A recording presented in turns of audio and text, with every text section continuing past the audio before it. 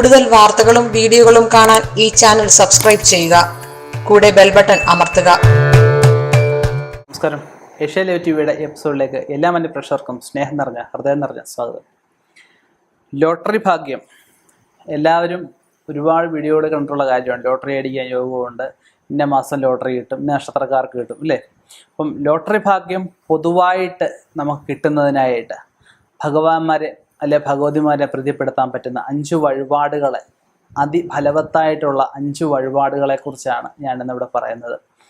ഈ വഴിപാടുകൾ ചെയ്യുന്നതിന് മുമ്പായിട്ട് ഈ നക്ഷത്രക്കാരെ കുറിച്ച് പല വീഡിയോകളിലും ഞാൻ ചെയ്തിട്ടുണ്ട്. നക്ഷത്രക്കാർ വേണം ചെയ്യാനായിട്ട്. മറ്റുള്ളവർക്കും ചെയ്യാം.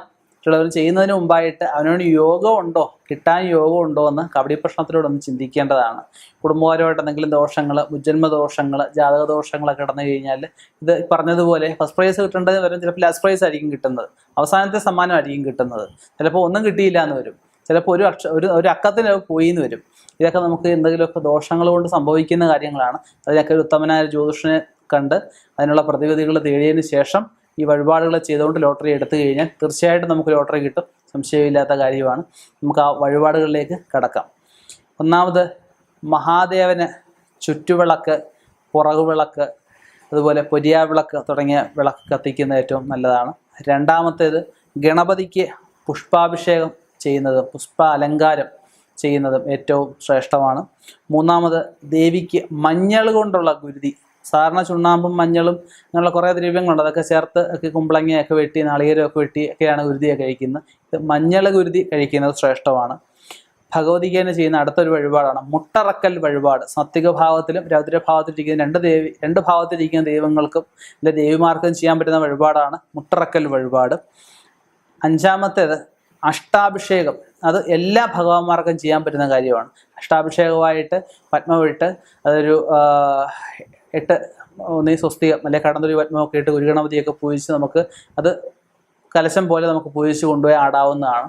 അല്ലാതെ നമുക്ക് വീട്ടിൽ നിന്ന് തന്നെ ഇത് ഉണ്ടായിക്കൊണ്ട് കൊടുത്തു കഴിഞ്ഞാൽ അല്ലാതെ തിരുമേനിമാരത് ചെയ്യുന്നതാണ്. അല്ലെങ്കിൽ ക്ഷേത്രത്തിൽ പറഞ്ഞേൽപ്പിച്ച് കഴിഞ്ഞാൽ ക്ഷേത്രത്തിൽ രസീത് എഴുതി കഴിഞ്ഞാൽ അവരതിന് വേണ്ട ദ്രവ്യങ്ങളൊക്കെ എടുത്ത് അവരും ചെയ്യുന്നതാണ്. അപ്പം അഷ്ടാഭിഷേകത്തിന് പല ദേശങ്ങൾ മാറുന്നതനുസരിച്ച് അങ്ങോട്ടും ഇങ്ങോട്ടും ദ്രവ്യങ്ങളൊക്കെ മാറിയെന്ന് വരാം. എന്നാലും പൊതുവെ പറയുന്ന കുറച്ച് ദ്രവ്യങ്ങൾ, അത് 8 ദ്രവ്യങ്ങളാണ് ഇതിനകത്തുള്ളത്. ഒന്നാമത് കരിമ്പുനീര്, നെയ്യ്, ശർക്കര, നല്ലെണ്ണ, പഞ്ചഗവ്യം, തേന്, പനിനീര്, കരിക്ക്. ഇതൊക്കെയാണ് പൊതുവെ പറയുന്ന ദ്രവ്യങ്ങൾ. ഇതിൽ ഓരോ ദ്രവ്യങ്ങളും നമുക്ക് അഭിഷേകം കഴിച്ച് ഇതിൻ്റെയൊക്കെ പ്രസാദം നമുക്ക് തരും. അപ്പം നമുക്ക് യോഗം ഉണ്ടെങ്കിൽ, കിട്ടാൻ യോഗം ഉണ്ടെങ്കിൽ തീർച്ചയായിട്ടും കിട്ടും. അപ്പം അതിനെ ഉന്തിനെടുത്തൊരു തള്ളെന്ന് പറയുന്ന പോലെ നമുക്ക് പെട്ടെന്ന് നമുക്ക് കിട്ടാൻ ഓരോ സമയത്ത് കിട്ടണം.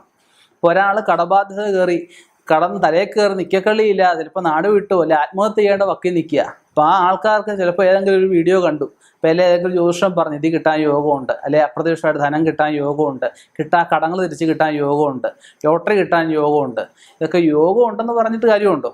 അപ്പോൾ ഇയാൾ നാട് വിട്ടു പോയി കഴിഞ്ഞിട്ട് കിട്ടിയിട്ടെന്തോ കാര്യം? അപ്പം അല്ല ഇയാൾ ആത്മഹത്യ ചെയ്യുക, കിട്ടിയിട്ടെന്തെങ്കിലും കാര്യമുണ്ടോ? ഒരു കാര്യവുമില്ല. അപ്പം ആ സമയത്ത് അതിന് കിട്ടണം. അപ്പം അതിന് കിട്ടുന്നതിന് ഈ വഴിപാടുകൾ പറഞ്ഞതുകൊണ്ട് അല്ലെ അത് ചെയ്തുകൊണ്ട് ശ്രമിക്കുക. തീർച്ചയായിട്ടും അതിൻ്റെ ഭാഗ്യം ഉണ്ടാവും.